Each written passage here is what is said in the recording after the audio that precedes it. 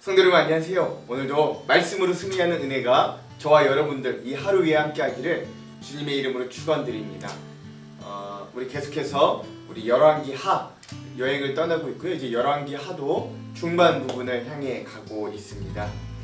우리 잠시 어제 내용을 한번 리뷰해 볼게요. 이제 엘리야와 엘리사의 사역을 지나서 이제는 이 왕들의 이야기 중에서도 특별히 북이스라엘이 어떻게 멸망하는지를 이제 우리가 함께 보고 있습니다. 그 첫 번째 시간으로 어제 우리가 북왕국의 멸망의 길 첫 번째 시간 9장에서 10장 내용을 봤고요. 이제 드디어 오므리로부터 시작됐던 이 아합 왕, 그래서 북이스라엘의 부흥과 중흥기를 열었던, 물론 이게 신앙적으로 부흥기는 아닙니다. 경제적으로나 군사적으로 또 여러 가지 면에서 북왕국이 가장 번성하고 가장 죽음을 이르렀던 시기가 이 오므리, 아합, 아하시아, 여호람 이런 왕들이 다스렸을 때였거든요. 그런데 드디어 하나님께서 이 오므리 왕조, 이 가장 악한 왕 아합으로 대표되는 이 오므리 왕조를 심판할 하나님의 도구로 드디어 예후, 북이스라엘의 군대 장관인 예후를 하나님이 기름 부음 받게 하십니다. 그래서 엘리사가 자기의 어떤 소년 선지자 생도를 통해서 몰래 기름을 붓고 또 아합 집안을 멸하도록 그렇게 또 예언을 하고 돌아오게 하지요. 그리고 결국 그 예후가 정말로 그런 기름 부음과 예언을 받고 난 이후에 북이스라엘의 왕으로 즉위하고 드디어 구테타를 일으키게 됩니다. 그리고 나서 북이스라엘의 왕이었던 요람을 살해하고 또 그것도 모자라서 그 요람의 사둔이죠. 북왕국의 북유다의 왕이었던 아하시아마저도 무기토까지 따라가서 살해하게 됩니다. 또 이스라엘 성으로 돌아와서 이세벨 왕후였죠. 데비였는데 이 이세벨 또 결국에는 이 두 내시를 통해서 높은 곳에서 창밖으로 던져서 떨어뜨리고 또 결국엔 그 시체를 개들이 와서 먹어서 장사도 못 치르는 그런 어떤 엘리야의 예언이 하나하나 성취되는 모습들을 보게 됩니다. 또 계속해서 이 예후, 북이스라엘의 예후가 왕이 된 이후에 피바람이 계속해서 불어나는데 아합의 70인의 자손들을 예후가 다 죽이고요. 또 가는 길에 또 하필 남왕국 아하시아의 형제들 42인을 또 길가에서 만나서 예후가 그 남왕국 아하시아 왕의 42인의 형제들도 모두 다 사살하는 장면들이 나옵니다. 그래서 북이스라엘에서는 아합의 자손이 완전히 멸절되고 죽게 되는 일, 그러니까 하나님께서 심판하신 예언이 그대로 이루어지게 되고요. 또 하나 이 예후가 굉장히 잘한 일이 하나가 있는데 그 북이스라엘의 바알 숭배자들과 바알 선지자들 또 바알의 터를 완전 진멸하고 바알 예배당을 변소, 화장실로 만들어버리는 그런 놀라운 종교 개혁도 일으키지만 그러나 결국 그도 단과 베델에 있는 금송아지상을 포기하지 못하여서 여로보암의 길, 즉 악의 길로가 하나님께 징계를 받게 됩니다. 그래서 하나님이 주로 사용하시는 북이스라엘 치신데 사용하시는 게 아람 왕국이거든요. 아람 왕이 새롭게 왕이 된 하사엘의 침공을 통해서 또 굉장히 어려움을 당하게 되고 또 죽게 되는 그런 모습들을 보게 됩니다. 자, 그러면 오늘은 그에 이어서 열왕기하의 6번째 시간입니다. 오늘은 북왕국의 멸망의 길 2번째 시간이고요. 분량은 11장에서 12장의 말씀들입니다. 이 부분의 제목을 좀 이야기하자면 공멸의 길을 간신히 피한 남유다라고 하겠습니다. 공멸의 길을 잠시 비껴간 남유다라고 할 수 있겠습니다. 자, 그러면 우리가 핵심 맥 두 가지를 좀 보고 또 말씀에 들어가도록 해요. 먼저 첫 번째 맥입니다. 오늘 본문 11장 역시 남왕국 유다가 악한 북이스라엘과 손잡았을 때 어떤 비참하고 처참한 결과가 이루어지는지를 잘 보여줍니다. 그리고 두 번째, 그동안 북이스라엘에서는 왕을 견제하는 그룹이 선지자들이었다면, 그러니까 엘리야, 엘리사를 대표로 하는 선지자 그룹들이 있었다면, 남유다에서는 왕을 세우고 견제하는 새로운 그룹들이 또 등장합니다. 그 그룹이 어떤 그룹인지를 한번 잘 살펴보면서 오늘 말씀을 읽었으면 좋겠습니다. 오랜만에 북이스라엘 위주의 이야기들이 계속 흐르다가 또 오랜만에 잠시 남유다의 이야기로 잠깐 돌아오는 부분이 오늘 말씀이기도 합니다. 자, 그러면 11장의 내용을 한번 살펴보겠습니다. 11장은요 시대의 악령, 그렇죠? 북이스라엘에는 아합의 부인 이세벨이 있었다면 남유다에는 그 아합의 딸인 아달랴가, 모전 여전인데 시대의 악령 아달랴의 악행과 또 제사장 여호야다의 혁명과 그리고 요아스 왕의 즉위, 이런 내용들이 11장에 나온다 할 수 있겠습니다. 자, 11장을 시작하면서 이제 카메라가 남유다를 향하게 됩니다. 남유다에서 왕이 이미 북쪽에서 죽었잖아요. 아하시아가 죽었잖아요. 근데 아달랴, 이 아합의 딸 또 이세벨의 딸인 이 아달랴가 자신의 아들 아하시아 왕이 죽었다는 소식을 듣고 머리가 팍 돌아가는 거예요. 그래서 어떻게 하냐면 남유다의 왕손들의 씨를 멸절시키려고 노력을 합니다. 왜 그러면 왜 자기 아들이 죽었다고 복수하는 그런 것이 아니고요. 여러분, 우리나라에서도 왕이 너무 어린 나이에 즉위하거나 아니면 왕의 직계의 자손들이 이제는 없어서 어디 먼 왕족들 중에 먼 친척의 왕을 데리고 왔을 때, 그럴 때 철종 같은 경우가 그랬죠. 그때 대비가, 그렇죠?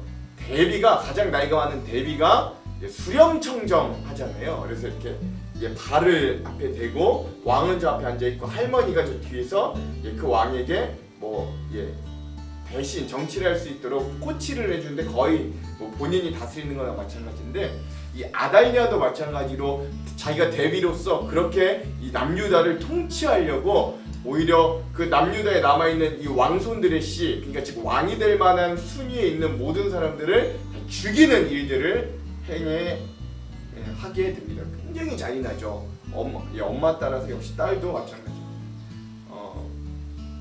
근데 그때 그래도 다행인 게 그때 여호세바가 그러니까 아하시아의 누이예요. 아하시아의 여형제인데 여호세바, 그러니까 즉 요아스 왕의 고모인데, 이 여호세바가 어린 요아스 왕을 숨겨서 죽음을 피하고 6년간을 숨어서 지내는데, 어디서 숨냐면 하나님의 성전에서 이 아이를 숨겨서 지내게 합니다. 그러니까 즉 이때 제사장이 여호야다였는데, 여호야다가 그 요아스, 이 왕손인 요아스를 받아서 몰래 자기가 성전 안에서 숨기면서 키우고 있었던 겁니다. 그리고 그 6년 동안 이 악한 여자 아달랴가 남유다를 섭정으로 통치하게 되는 거예요. 자, 이 아달랴가 이 남유다를 그렇게 섭정으로 다스린 지 7년이 되는 해에 이제 어느 정도 아이가 자랐잖아요. 아이가 자랐으니까 제사장 여호야다가 이 7살이 된 이 요아스 왕을 이제 왕으로 세우기 위해 혁명과 봉기를 일으킵니다. 그래서 이 제사장 그래서 방백들과 장관들에게 군대를 다 모으고요. 그래서 아달랴의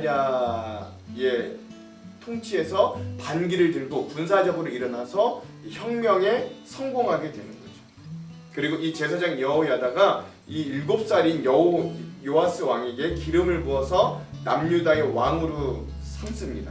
그리고 그동안 섭정하였던 악한 여자 이 아달랴를 성전에서 끌고 가서 왕궁으로 데려가서 칼로 죽이게 됩니다. 여러분, 이걸 통해서 뭘 알 수 있냐면 이제 남유다에는 이 제사장 그룹이 정치적으로 뚜렷하게 두각을 나타내는 사건이 있다라고 할 수 있는 거죠. 이 제사장 여호야다가 그리고 난 이후에 이 7살인 요아스 왕과 또 백성들을 다 불러 세워서 하나님 앞에서 다 언약으로 세우게 됩니다. 그러니까 언약을 다시 맺게 하는 거예요. 우리가 하나님의 백성이고 하나님은 우리의 하나님이 되신다. 우리가 하나님을 잘 섬기겠다. 이렇게 언약을 다시 맺는 겁니다. 또 하나 또 이제 개혁을 하는데 이 아달랴도 그렇고요, 이 아하시아 왕도 그렇고요, 이 아합과 관련된 사람들은 모두 다 바알주의자들이거든요. 바알 신을 섬긴 사람들이에요. 즉 이 남유다에도 굉장히 바알 문화가 성행했는데, 이 바알의 산당을 다 회파하고 바알의 제사장 맏단을 죽이고, 그리고 또 그 모든 바알 신전과 이런 것들을 모두 다 없애고 부셔버리는 그런 신앙 개혁을 일으킵니다. 또 관리들을 세워서 하나님의 전을 지키게 하는데요. 이게 뭘 하는 거냐면, 정말로 이 사람들이 율법대로 신앙생활을 잘 지키는지 관리, 감독하는 역할도 관리 중에 세우는 거예요. 그리고 나서 요아스 왕, 7살인 요아스 왕을 보좌로 인도하고 그를 왕으로 세우는 장면까지가 11장의 이야기입니다. 자, 12장은요, 이렇게 어렸던 요아스 왕이 자라나서 어떻게 또 통치하고 평가받는가, 그래서 요아스 왕의 성전 수리공사 일, 또 그의 타락과 죽음에 대해서 나오는 것이 바로 12장의 내용입니다. 자, 이 7살의 왕이 된 이 요아스 왕이요, 이 남유다에서 40년을 통치했다라고 성경은 이야기합니다. 이 40년을 통치 중에 그가 제사장 여호야다의 교훈을 받을 동안만 하나님께서 그를 정직히 여기시고 좋게 여기시더라 라고 평가합니다. 이게 참 중요하죠. 제사장 여호야다에게 하나님의 말씀과 코치를 받을 땐 하나님의 평가가 좋았는데, 그 이후로는 그가 그러지 못했다, 끝이 안 좋았다 라는 말이 정확히 써있진 않지만 그런 의미가 여기 있다는 걸 기억해야 됩니다. 백성들은 아직도 산당에서 분향하고 있었어요. 이것도 역시 여전히 고쳐지지 않습니다. 자, 그러다 그가 통치하던 중에 요아스 왕이 이제 한 30살이 됐던 것 같아요. 통치한 지 23년이 지나고 나서 요아스 왕이 이 제사장들에게 뭐라고 명령하냐면, 너희가 백성들에게 성전세를 걷고 또 백성들이 그런 성전세에 은을 내면 너희가 그것들을 가지고 성전이 고장나거나 수리해야 될 부분들을 잘 수리해라 라고 명령을 했음에도 불구하고 이 잘 이루어지지 않았던 것 같습니다. 그래서 이 요아스 왕이 성전이 부서지고 무너졌는데도 아직도 고치지 않은 이 제사장들을 책망합니다. 그러니까 이제 23년이 지나고 나니까 이제 7살짜리 어린애가 아니라 30살 정도 된 성인 왕이잖아요. 그러다 보니까 이제 이 왕이 이제는 이 여호야다의 어떤 지침을 받기보다는 오히려 제사장들을 책망하기까지 하게 되는 거예요. 잘 눈여겨보십시오. 그래서 이 요아스가요, 이 성경에는 구체적으로 나와 있지 않지만 정황들을 살펴보면 아무래도 이 제사장들이 성전세를 가지고 개인이 착복한다든가 아니면 하나님의 사업을 위해서 잘 쓰는 것 같지가 않다, 개인의 사리사욕을 채우는 것 같다라고 판단한 것 같아요. 그래서 이 요아스가 이제는 더 이상 제사장들에게 그 성전의 수리를 맡기지 않고 제사장이 아닌 이런 건축, 수리 전문가들에게 이 성전 수리를 맡기고 제사장들도 어쩔 수 없이 그것들을 수락하게 되는 내용이 나옵니다. 또 백성들이 헌금한 은, 즉 성전세를요, 이제는 제사장들이 관리하지 못하게 하고 오직 성전 수리에 삭스로만 사용하게 하는 겁니다. 그리고 그랬더니 또 굉장히 좋은 장면들이 나오는데, 이 공사를 감독하는 자들이 오히려 더 정직하게 행하여서 재정감사를 하지 않아도 될 정도로 이 일들이 정직하고 또 신실하게 잘 이루어지는 모습들도 볼 수 있습니다. 다만 백성들이 그런 성전세가 아니라 속건제나 속죄죄, 즉 자기 어떤 신앙적인 고백으로 가져온 은들은 제사장들에게 주어서 제사장들이 생활비로 할 수 있도록, 사례로 할 수 있도록 또 그렇게 만드는 것이죠. 여러분, 여기에는 굉장히 중요한 의미들이 담겨 있습니다. 이제 왕이 더 이상 제사장의 가르침이나 하나님의 말씀에 순종하기보다는 이제 어느새 왕이 제사장보다 더 위에 가 있는 모습들을 보여주게 됩니다. 이게 어떤 결과로 이루어지냐면, 여기 열왕기하에는 잘 나타나 있지 않지만 뒤에 여러분 이제 나중에 역대하 24장을 가면 거기에 우상 숭배에 빠지는 이 요시야 왕을 볼 수 있습니다. 더 이상 제사장들에게 가르침이나 제사장들을 통해 하나님의 말씀에 순종하지 않는 요아스가 결국 우상 숭배에 빠지게 되는 이 끝이 좀 씁쓸한 모습을 보게 돼요. 즉 이렇게 우상 숭배에 빠지는 요아스 왕으로 인해 하나님이 분노하셔서 두 가지 형벌을 내리거든요. 그게 오늘 말씀에도 잘 나타나는데, 첫 번째 징계가 뭐냐? 저 아람 왕 하사엘이 예루살렘을 침공하려고 쳐들어오게 됩니다. 근데 이 남유다에는 그 아람 왕 하사엘을 막을 만한 군사력이 없었거든요. 그래서 이 요아스가 어떻게 하냐면 자기 성전과 자기 궁궐에 있는 모든 금 귀한 것들을 다 긁어 모아서 이 하사엘에게 바칩니다. 그리고 그제서야 하사엘이 이 예루살렘 성을 공격하지 않고 그 예물들을 받고 다시 요람으로 돌아가게 되는 모습을 보게 되는 거죠. 자, 두 번째 징계는 무엇이냐? 요아스가 결국 끝이 안 좋은데요. 그가 이 모반으로 밀로성으로 가는 도중에 그 밀로성에서 결국 두 명의 신복들에게 피살을 당해서 죽게 되는 모습을 또한 보게 됩니다.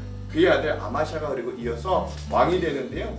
나중에 뒤에 역대하에 보시면 이것들이 다 우상 숭배로 타락한 요아스를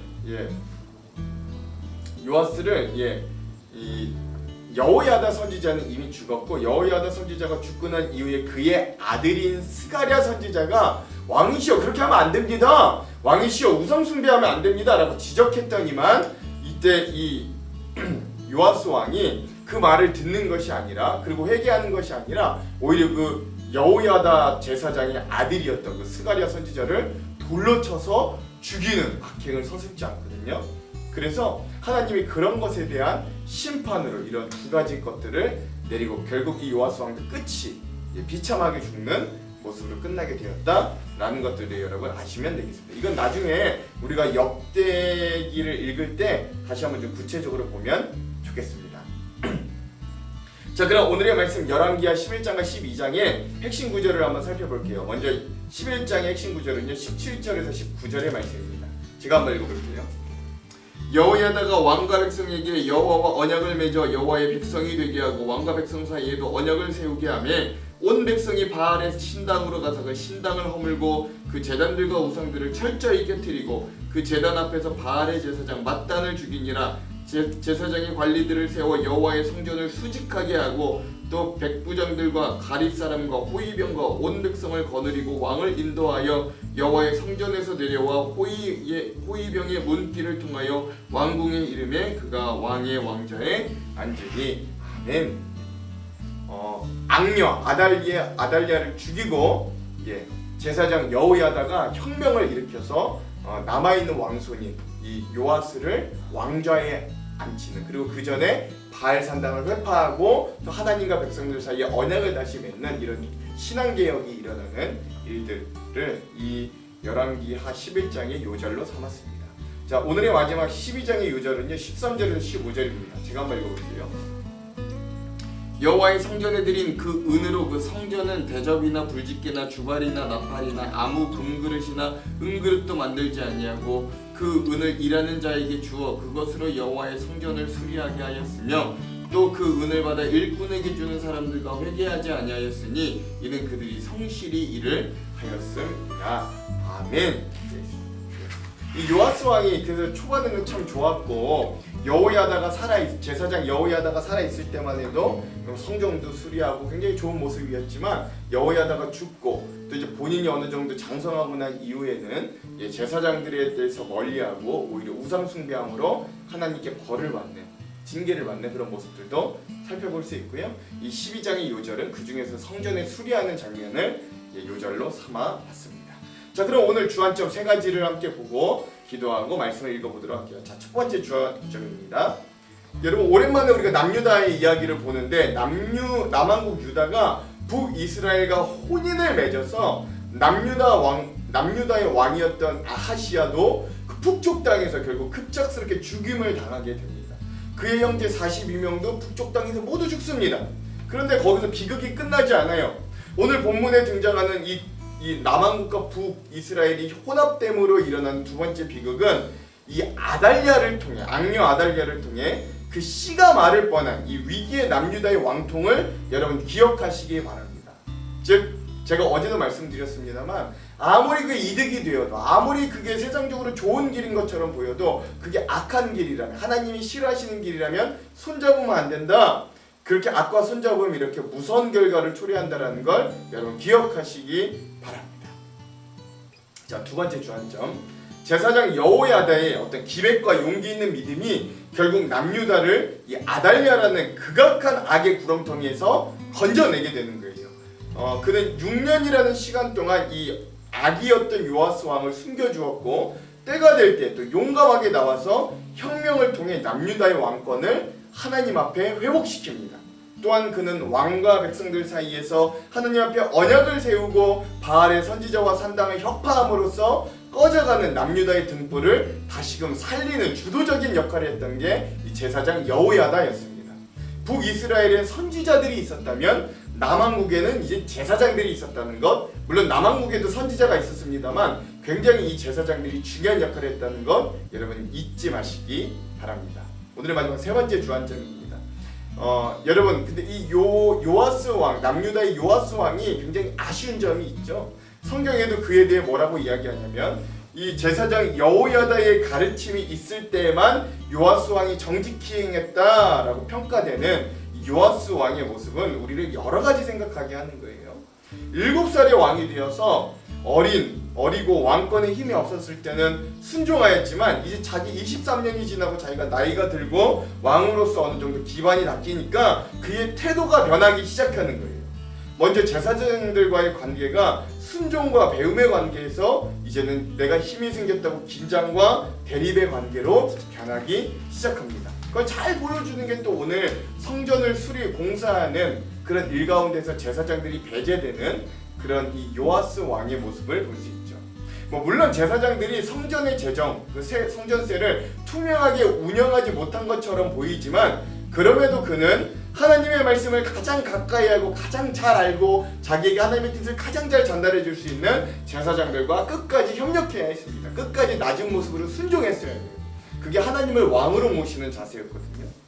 또한 이 열왕기 하에 오늘 우리가 읽었던 이 말씀에는 나오지 않겠습니다만, 역대하 24장에 보면 앞에 말씀드렸듯이 제사장 여호야다가 죽자마자 이 요아스 왕도 결국 타락하여서 우상과 아세라 목상 앞에 절하기에 이르고, 그것을 지적한 이 제사장 여호야다의 아들 스가랴 선지자를 돌로 쳐 죽이는, 어찌 보면 여러분 이 여호야다 선지자는 자기 신앙적인 스승이기도 하지만 자기를 왕으로 세운 은인이고 목숨을 지켜준 은인이잖아요. 그러나 그의 아들 선지자 스가랴 선지자를 자기를 비난했고 지적했다는 이유로 돌로 쳐 죽이는 만행을 저지르기까지 합니다. 즉 사람을 의지한 믿음의 한계를 요아스 왕은 너무나도 적나라하게 우리에게 잘 보여주는 끝이 씁쓸한 인물이다 라는 것도 여러분 기억하시고, 그래서 오늘 우리 신앙생활도 혹시 어떤 사람에 의지하고 있지는 않는가, 내가 어떤 권사님의 신앙에 의존하고 있지는 않는가, 내가 목사님의 신앙에 의존하고 있지는 않는가, 내가 내 아내, 내가 내 남편, 또는 내가 누군가의 신앙에 지금 내가 사람에게 의존하는 신앙이 아닌가 한번 잘 살펴보시고, 이제는 하나님과 1대1로 신앙생활할 수 있는 저와 여러분, 그게 말씀이면 되거든요. 말씀에 충실한 저와 여러분 되기를 주님의 이름으로 축원드립니다. 기도할게요.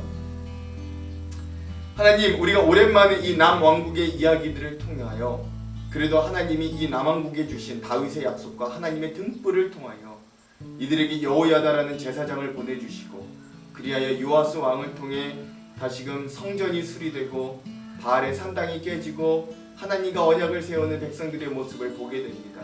하나님, 오늘 우리도 혹시나 우리의 삶에 하나님보다 더 중요한 것이 있었다면, 하나님 우리가 악을 행하며 살고 있었다면 깨닫게 하시고 다시금 하나님의 등불이 우리에게 떠나지 않도록 우리가 신앙적으로 개혁하고 우리가 신앙적으로 다시금 일어나 하나님의 품, 하나님의 뜻, 하나님의 방향에 맞는 귀한 백성들로 설 수 있도록 인도하여 주시옵소서. 이 말씀 가운데 우리 그런 귀한 도전과 은혜도 허락하여 주시옵소서. 그렇게 하실 주님을 기대하며 예수님 이름으로 기도합니다.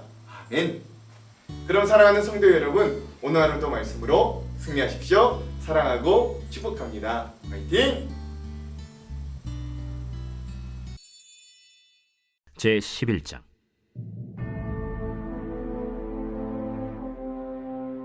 아하시아의 어머니 아달랴가 그의 아들이 죽은 것을 보고 일어나 왕의 자손을 모두 멸절하였으나 요람 왕의 딸 아하시아의 누이 여호세바가 아하시아의 아들 요아스를 왕자들이 죽임을 당하는 중에서 빼내어 그와 그의 유모를 침실에 숨겨 아달랴를 피하여 죽임을 당하지 아니하게 한지라. 요아스가 그와 함께 여호와의 성전에 6년을 숨어 있는 동안에 아달랴가 나라를 다스렸더라. 7째 해에 여호야다가 사람을 보내 가리 사람의 백부장들과 호위병의 백부장들을 불러 데리고 여호와의 성전으로 들어가서 그들과 언약을 맺고 그들에게 여호와의 성전에서 맹세하게 한 후에 왕자를 그들에게 보이고 명령하여 이르되, 너희가 행할 것이 이러하니 안식일에 들어온 너희 중 3분의 1은 왕궁을 주의하여 지키고 3분의 1은 수능문에 있고 3분의 1은 호위대 뒤에 있는 문에 있어서 이와 같이 왕궁을 주의하여 지키고 안식일에 나가는 너희 중 2대는 여호와의 성전을 주의하여 지켜 왕을 호위하되 너희는 각각 손에 무기를 잡고 왕을 호위하며 너희 대열을 침범하는 모든 자는 죽이고 왕이 출입할 때 시할지니라. 백부장들이 이에 제사장 여호야다의 모든 명령대로 행하여 각기 관할하는 바 안식일에 들어오는 자와 안식일에 나가는 자를 거느리고 제사장 여호야다에게 나아오매 제사장이 여호와의 성전에 있는 다윗 왕의 창과 방패를 백부장들에게 주니 호위병이 각각 손에 무기를 잡고 왕을 호위하되 성전 오른쪽에서부터 왼쪽까지 제단과 성전 곁에 서고 여호야다가 왕자를 인도하여 내어 왕관을 씌우며 율법책을 주고 기름을 부어 왕으로 삼으매 무리가 박수하며 왕의 만세를 부르니라. 아달랴가 호위병과 백성의 소리를 듣고 여호와의 성전에 들어가 백성에게 이르러 보매 왕이 규례대로 단 위에 섰고 장관들과 나팔수가 왕의 곁에 모셔 섰으며 온 백성이 즐거워하여 나팔을 부는지라. 아달랴가 옷을 찢으며 외치되, 반역이로다, 반역이로다. 제사장 여호야다가 군대를 거느린 백부장들에게 명령하여 이르되, 그를 대열 밖으로 몰아내라. 그를 따르는 자는 모두 칼로 죽이라. 하니 제사장의 이 말은 여호와의 성전에서는 그를 죽이지 말라 함이라. 이에 그의 길을 열어주매 그가 왕궁의 말이 다니는 길로 가다가 거기서 죽임을 당하였더라.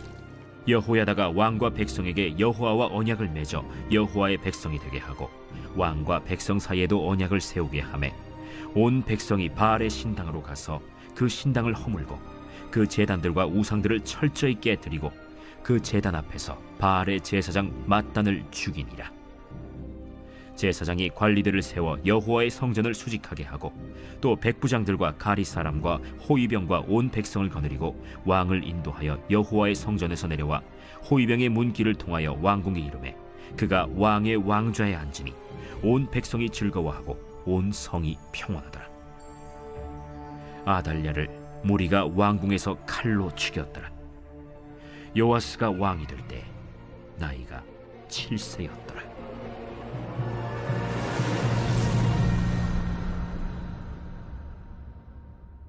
제 12장.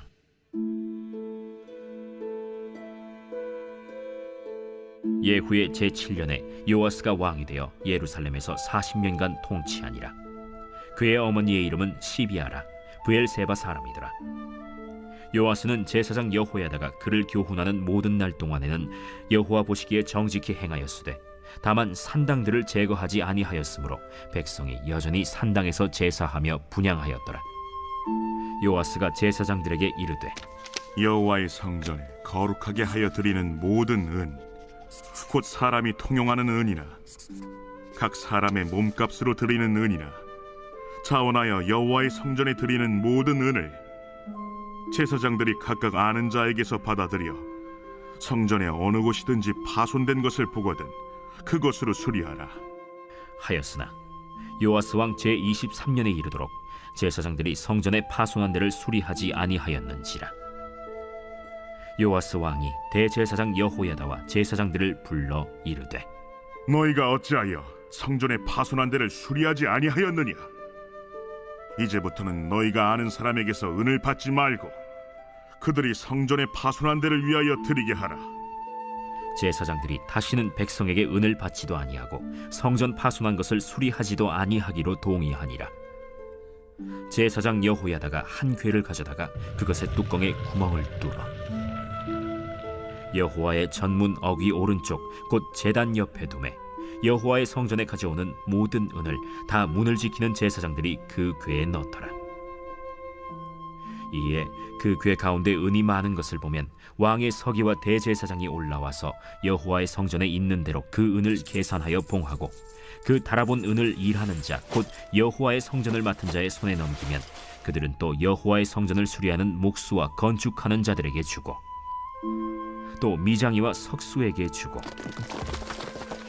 또 여호와의 성전 파손한 데를 수리할 제목과 다듬은 돌을 사게 하며 그 성전을 수리할 모든 물건을 위하여 쓰게 하였으되 여호와의 성전에 드린 그 은으로 그 성전의 은대접이나 불집게나 주발이나 나팔이나 아무 금그릇이나 은그릇도 만들지 아니하고 그 은을 일하는 자에게 주어 그것으로 여호와의 성전을 수리하게 하였으며 또 그 은을 받아 일꾼에게 주는 사람들과 회개하지 아니하였으니 이는 그들이 성실히 일을 하였음이라. 속건제의 은과 속죄제의 은은 여호와의 성전에 드리지 아니하고 제사장에게 돌렸더라. 그때 아람 왕 하사엘이 올라와서 가드를 쳐서 점령하고 예루살렘을 향하여 올라오고자 하므로 유다의 왕 요아스가 그의 조상들 유다 왕 여호사밧과 여호람과 아하시야가 구별하여 드린 모든 성물과 자기가 구별하여 드린 성물과 여호와의 성전 곳간과 왕궁에 있는 금을 다 가져다가 아람 왕 하사엘에게 보냈더니 하사엘이 예루살렘에서 떠나갔더라. 요아스의 남은 사적과 그가 행한 모든 일은 유다 왕 역대 지략에 기록되지 아니하였느냐. 요아스의 신복들이 일어나 반역하여 실라로 내려가는 길가의 밀로 궁에서 그를 죽였고 그를 쳐서 죽인 신복은 시므아스의 아들 요사갈과 소멜의 아들 여호사밧이었더라. 그는 다윗 성에 그의 조상들과 함께 장사되고 그의 아들 아마샤가 그를 대신하여 왕이 되니라.